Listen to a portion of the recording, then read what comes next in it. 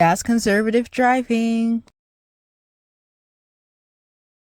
Hello guys, so this video is a remake because you can say that this is a reason not to listen to this video, but I kind of messed up. I would basically floor the accelerator, right?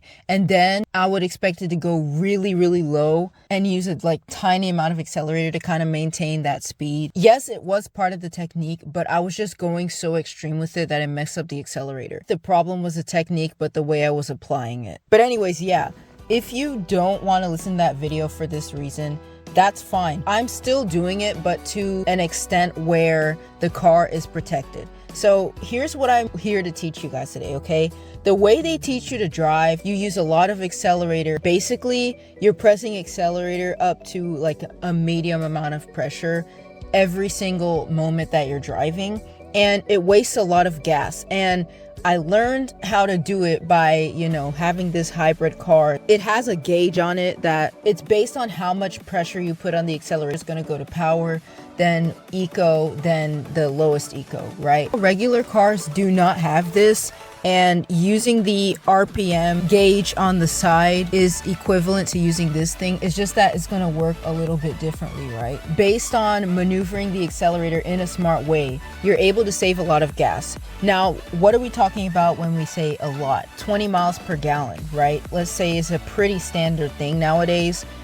We're talking with this about 48 miles per gallon, 5 liters per 100 kilometers. And when you do the conversion, it's about 47.5 miles per gallon. So what is the technique, right? Basically, you pump the gas, right? And we don't want to press the accelerator too hard for this. You're going to give it medium pressure to get to your desired speed. And when you get to that speed, then you kind of ease the accelerator down to a really low amount to maintain that speed.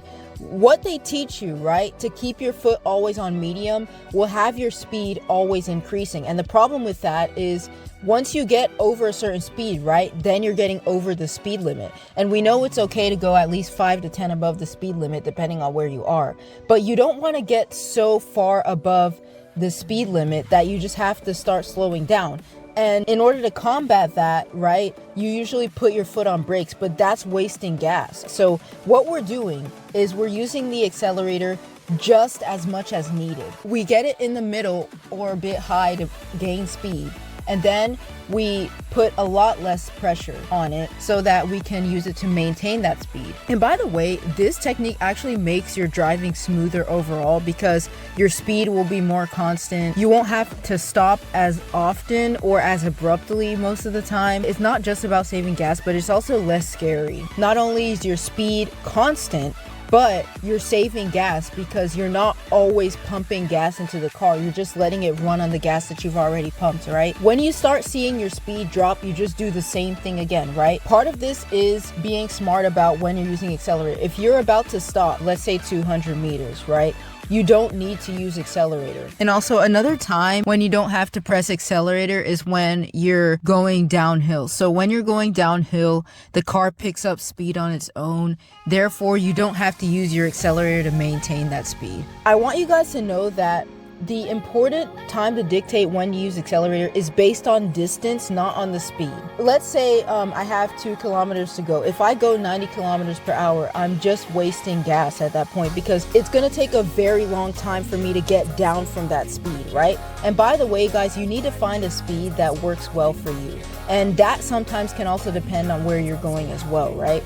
So for me, I've seen that 50 to 70 kilometers per hour is usually good. I don't like the highways. I'm not comfortable going over 100 kilometers per hour, which is about 66 miles per hour. I'm not saying people need to drive like that, but find what you like and stick with it. Another good way of saving gas is not using the AC in your car. If the weather is good, you can have your windows down. If you're going to do this, however, especially if you're driving at high speeds, you don't want to pull the window down too much. The lower speed you go, the lower you can have your windows. If not, it's going to make a bunch of noise in your car. It's the kind of noise that bothers your ears because it's really loud. And by the way, on the tip of anticipating when you're going to stop, the only exception to any of these rules, right, is an emergency, because we all know that there are times where your head is not straight on. I'm not saying people need to be perfect with this, but the more you employ this, the more gas you'll save. The gas prices are higher than normal, but if you're able to drive in a way that conserves gas, you will never complain. If you use gas in a smart way, you don't have to worry too much about your bill, even if it is higher than normal. Learning to use resources efficiently is important, regardless of whether you have a lot of them or not, right? Abundance is a blessing. It shouldn't be taken advantage of, right? So I'm not making these videos because of the gas crisis, but instead I'm just making them because they're good, and I had to take the first one down because it just wasn't good for my conscience for me to leave this video up. So on hybrid cars, and I'm talking about not plug-in hybrids, but the other kind. On hybrid cars, there is this option on the AC called S-Flow, and also not just on hybrid but on all cars, they have a certain button that you can use to recirculate the air within your car. Those are two ways of saving gas and power in general with your car. You know, I told you the accelerator trip. Use medium pressure to get to your desired speed. Use low pressure to maintain that speed. With hybrid cars specifically, you can go as low as going to the electric motor, and that uses no gas, right? It's just going to be the car battery. Another important thing about driving is any gimmicks that will bother you in your car, turn them off. For example, for me, I have lane departure assist off. I'm not saying turn off everything in your car, right? Just turn on the things that you know will help you the most when it comes to driving. There's two parking tips I can share with you. The first one is lower your mirrors to watch where your back wheels are going. I guess they don't teach you this in the school, but it's something I started doing because it helps me to park. And I've noticed that where the back wheels are going are more important than where the front wheels are going. So you want those to be straight before you start worrying about the front ones. Also, the second tip I have for parking is park with your wheel straight, because it makes backing out easy. You have a clean slate. You're not gonna start reversing into the right or the left. You're gonna start reversing straight, especially when reversing. Since the directions are kind of reversed, it can be confusing a little bit. Just having your wheel straight gives you a little bit of wiggle room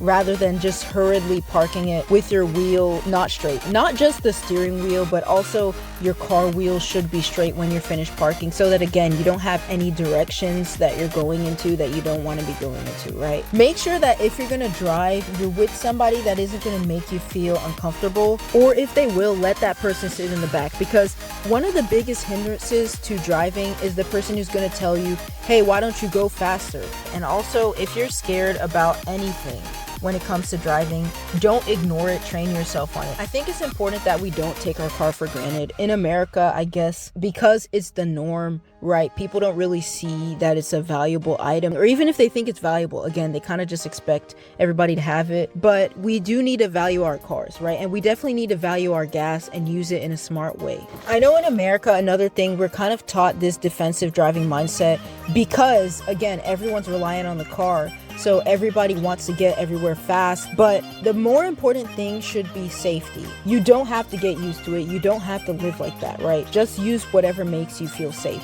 because driving should be safe. Just because we all have to do it doesn't mean it has to be dangerous. So there's ways we can mitigate the risk. Okay guys, so I actually think that's it for this video. Thanks for watching. Bye.